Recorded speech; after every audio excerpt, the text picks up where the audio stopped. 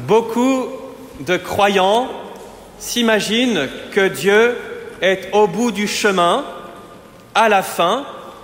Il donnera soit la récompense, soit la punition.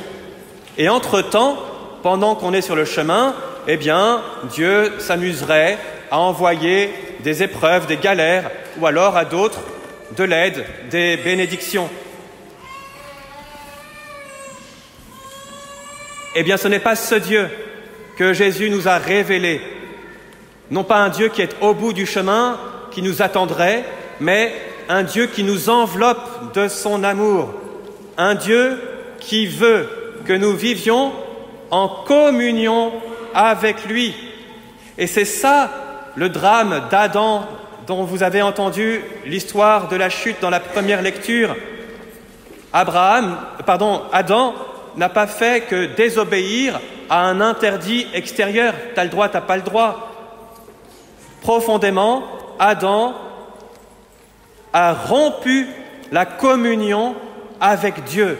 Et c'est ça l'expérience du mal. Rompre la communion avec Dieu, Dieu qui est amour. Si je me coupe de Dieu qui est amour, si je me coupe de Dieu qui est la vie, alors oui, je meurs. Et c'est ça, le péché. Rupture de communion avec Dieu, l'expérience du mal qui entre dans le monde. Au contraire, dans l'évangile que nous venons d'entendre, Jésus vient créer une nouvelle communion, une nouvelle fraternité. Qui est ma mère? Qui sont mes frères et sœurs? Ceux qui font la volonté de Dieu.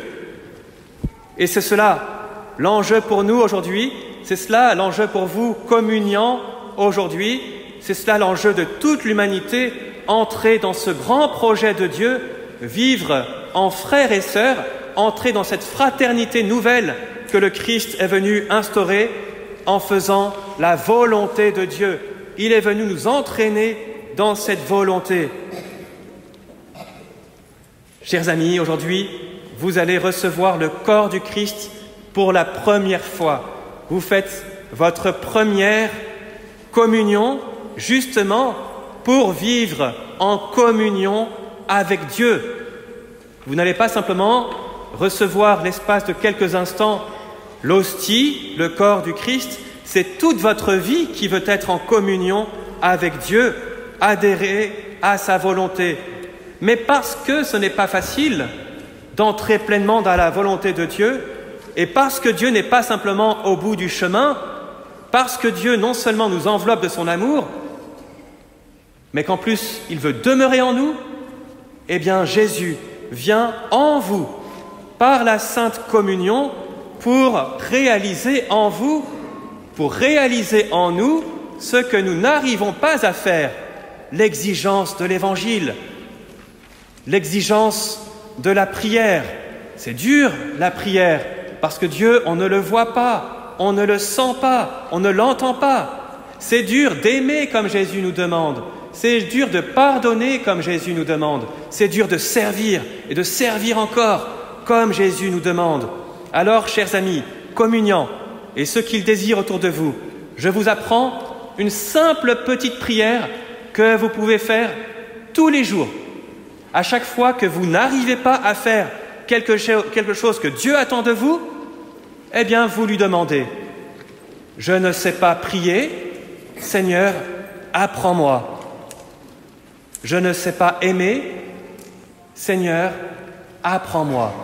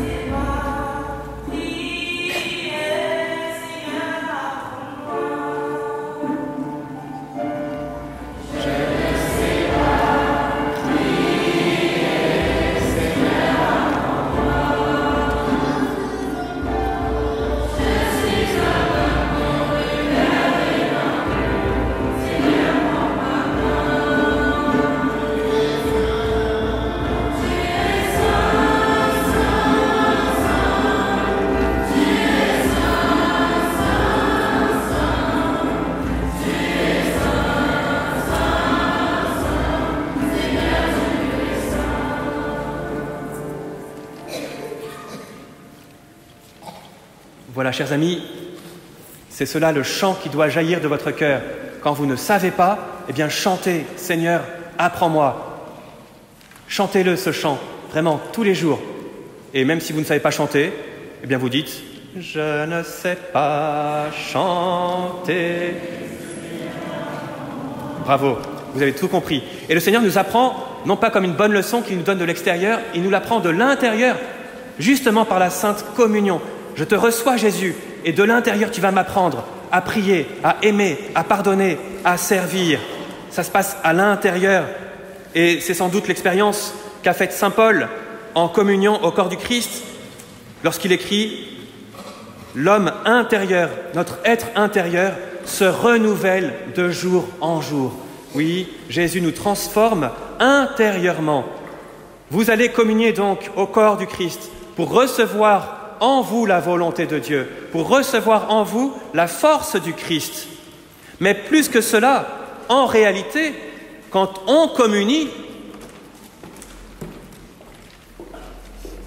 bienvenue, quand on communie au corps du Christ, en vrai, c'est lui qui communie à nous.